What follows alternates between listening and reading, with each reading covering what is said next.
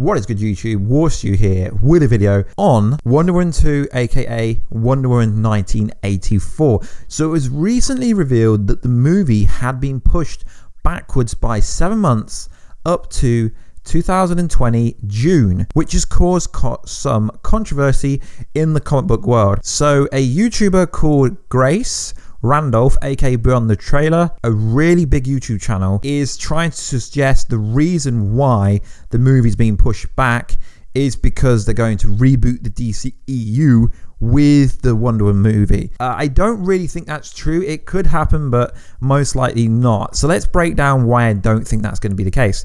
Because, well, for one, Cheetah is the villain. We know Cheetah's the villain. She's been seen on set, etc. So there is one character, Pedro Pascal, who no one actually knows what his role is. But if he is playing a god, if he is playing Hades, then Hades and Cheetah in a Flashpoint storyline doesn't really make any sense.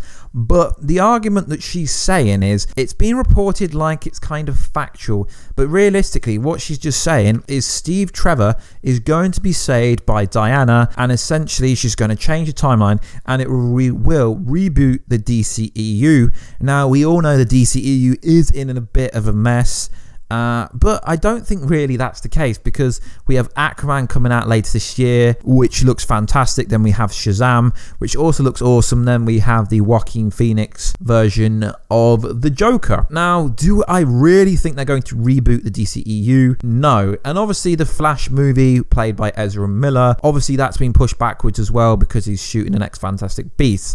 So I don't think they're going to reboot the whole DCEU just to save Steve Trevor. Now, I know Steve Trevor was in the movie. He's been seen in it. Obviously, he was at Comic-Con this past summer with Gal Gadot and Patty Jenkins and all them kind of people. But I don't really think they're going to reboot the whole DCEU, because movies tend to work like this. A movie does well, repeat until it doesn't do well. So Wonder Woman 1 was very successful, but most importantly, it was critically successful. The general audience loved it, whereas if you compare it to Batman vs Superman or the Justice League, critically and the general audiences didn't like it, mainly because they didn't understand it. They thought it was too dark. But then when you go to Gal Gadot's version of Wonder Woman, they loved it. So why would they throw a Wonder Woman movie and make it like a massive crossover with lots of different characters? Because if it is Flashpoint, they're going to have to bring Aquaman, they're going to have to bring Flash, they're going to have to bring Batman, etc. into the role. So at the moment, the DCEU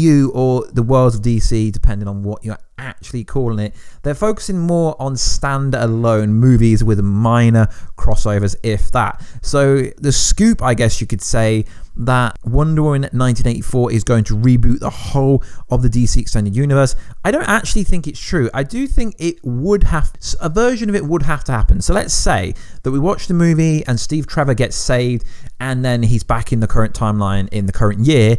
Then if you know anything about comic books or you follow comic book logic, that would in theory change the timeline, and then there be a knock-on effect that would change things throughout of the timeline. So if Steve Trevor isn't more than a hallucination or a flashback scene or a hologram, if he actually is going to go forward and be alive, then it would have to change something. But I don't think they're going to focus a whole reboot around saving one character. Obviously, if you've read the Flash comics, you've watched the Flashpoint Paradox animated movie, then you would know that in that storyline, Barry had to let Reverse Flash kill his mother, Nora Allen, in order to restore the timeline and stop the timeline changes. So I don't think they're going to base a whole new DC universe around Steve Trevor, as I don't think he's that much of a big character in the whole overall plan for Warner Bros. You got to understand, Warner Bros is in a bit of trouble at the moment with their movies.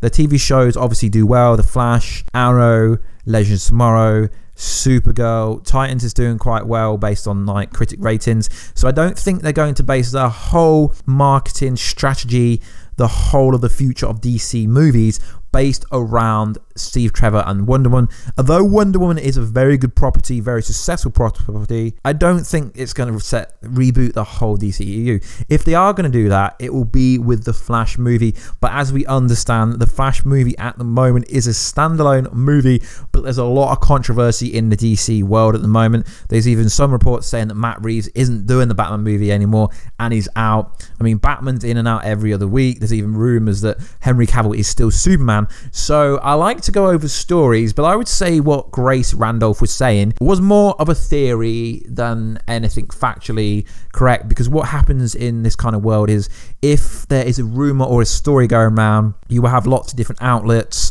reporting a version of the same story, but no one else seems to report in that the DCEU is going to be rebooted by the Flashpoint paradox, aka like Wonder Woman 2 is going to turn into a Flashpoint storyline. No one else seems to report in this story. I do think it's a pretty cool, interesting theory, but I don't think it's correct.